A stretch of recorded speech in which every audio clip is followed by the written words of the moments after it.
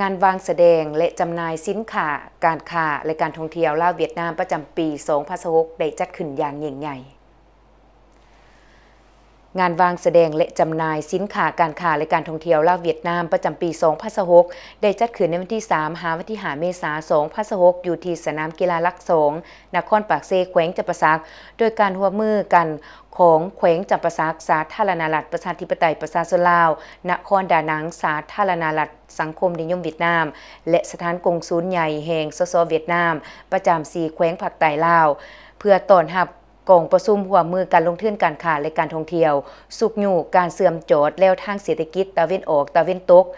พิธีเปิดขึ้นอย่างเป็นทางการจัดขึ้นในตอนค่ำของวันที่3 เมษายน2026โดยการเข้าร่วมของฐานปริญญาเอกอรุณไซสุนนราชกรรมการศูนย์กลางพรรคประชาชนปฏิบัติลาวเลขาคณะบริหารงานพรรคแขวงจำปาสักฐานเลงอกกวางกรรมการศูนย์กลางพรรคคอมมิวนิสต์เวียดนามเลขาคณะบริหารงานพรรคนครดานังสสเวียดนามท่านปริญญาเอกสุขสวรรค์วิเลวงศ์ประธานคณะกรรมการปกครองแขวงจำปาสักท่านนางตาเฟืองยุ้งหัวหน้ากงสุลใหญ่แห่งสสเวียดนามประจำภาคใต้ลาวบรรดาการนำแขวงจากภาคกลางภาคใต้สสเวียดนามบรรดาทานห้องเลขาภาคแขวงคณะประจำภาคแขวงจำปาสักบรรดาต่างหนากระทรวงอุตสาหกรรมและการค้าต่างหนาหองการคณะกรรมการหัวมือลาวเวียดนามบรรดาทานต่างหนาแผนกการกรมกองเลขาคณะบริหารงานภาคเมืองอ้อมขางแขวงนักธุรกิจผู้ประกอบการลาวเวียดนามตลอดหอดพนักงานวิชาการที่เกี่ยวข้องเข้าร่วมในพิธีทานปริญญาเอกบุญญาเดชทองสวรรค์หัวหน้าแผนกอุตสาหกรรมและการค้าแขวงจำปาสักในนามต่างหนาคณะกรรมการจัดงานรายงานการกะเกี่ยมการจัดงานว่าการจัดงานวางแสดงและจำหน่ายสินค้าในครั้งนี้แผนกอุตสาหกรรมและการค้าแขวงได้ประสานสมทบพร้อมทั้งได้รับการสนับสนุนช่วยเหลือจากกงสุลใหญ่สสเวียดนามประจำภาคใต้ลาวโดยเฉพาะแม่นการให้ทุนอุปถัมภ์จำนวน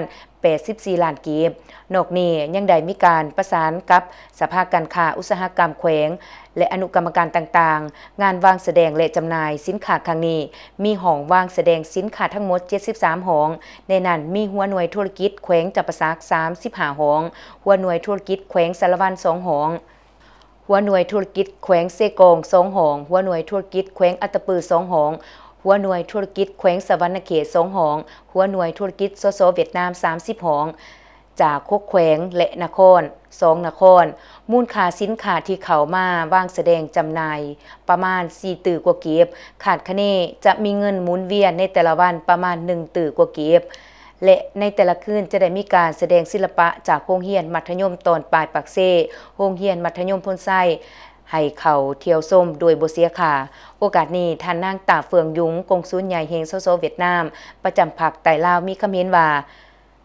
การวางแสดงสินค้าการค้าการท่องเที่ยวลาวเวียดนามในปี2026เป็นปีที่5ติดต่อกันที่สถานกงสุลเวียดนามประจำ4แขวงภาคใต้ได้ประสานสมทบกับแขนงการที่เกี่ยวข้องจัดงานวางแสดงสินค้านี้ขึ้นอยู่เขตแขวงภาคใต้ของลาวเพื่อสุกอยู่ส่งเสริมการเสื่อมโจทย์แล้วทางเศรษฐกิจตะวันออกตะวันตกสายพัวพันการหัวมือทางด้านการค้าการท่องเที่ยวแม่นหนึ่งในบรรดาเสาหลักที่สำคัญแน่ใส่ส่งเสริมให้เข้าถึงแล้วทางเสื่อมโจทย์ระหว่างบรรดาประเทศที่นอนในแล้วทางเสื่อมโจทย์เศรษฐกิจตะวันออกตะวันตกเพื่อเป็นการประกอบส่วนเพิ่มทวีการหัวมือทางด้านเศรษฐกิจตะวันออกตะวันตกการส่งเสริมการลงทุนการค้าขยายการพัฒนาที่เข้าถึงบรรดาท้องถิ่นของสสเวียดนามลาวไทยตามแนวทางเศรษฐกิจภาคตะวันออกตะวันตกโอกาสกล่าวเปิดงานฐานปริญญาเอกสุขสวรรค์วิไลวงศ์ประธานคณะกรรมการปกครองแขวงจำปาสักมีคำเห็นว่าการจัดงานวางแสดงและจำหน่ายสินค้าในครั้งนี้เป็นกิจกรรมสำคัญเพื่อส่งเสริมการพัวพันการค้าการท่องเที่ยวระหว่างลาวเวียดนามให้มีการขยายยิ่งขึ้นถ้าเป็นการสร้างโอกาสสำหรับบรรดาวิสาหกิจผู้ประกอบการและภาคธุรกิจของ2ฝ่ายได้มาพบปะแลกเปลี่ยนข้อมูลแสดงสินค้าแนะนำผลิตภัณฑ์และสอกหาโอกาสในการหัวมือทางด้านการค้าการลงทุนใหม่ๆพิเศษการเสื่อมต่อแล้วทางเศรษฐกิจตะวันออกตะวันตกถือเป็นกลไกสำคัญและโลจิสติกระหว่าง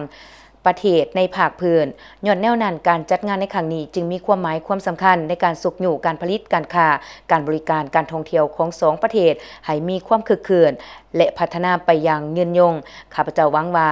งานวางแสดงและจำหน่ายสินค้าในครั้งนี้จะเป็นเวทีที่สำคัญให้บรรดาวิสาหกิจและนักธุรกิจของสองประเทศได้สร้างเครือข่ายขยายตลาดและเสริมสร้างการร่วมมือในด้านต่างๆให้แน่นแฟ้นยิ่งขึ้น